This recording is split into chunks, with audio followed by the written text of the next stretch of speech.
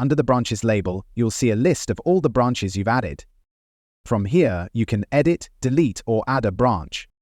To edit a branch, click the Edit link in the branch row to open the edit screen.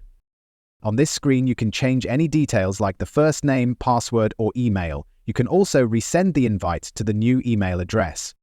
This is helpful if you have a new branch manager and need to give them new or updated login details.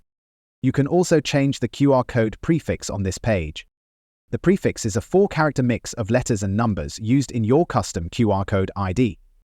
This makes your QR codes unique to your branch. You can change it or keep the one the system gives you. The last field is your repeat ID. If you're not sure what it is or how to find it, click the link for help. After making changes, click Save to go back to the branches page. To add a new branch, click the Add Branch button. You will be prompted to add a new branch with a link to our payment gateway.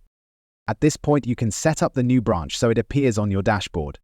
Now, when you click Add New Branch, you can enter the new branch's details. It's just like editing a branch's details, but when you click Save, an email is sent to the new branch admin so they can access their own dashboard.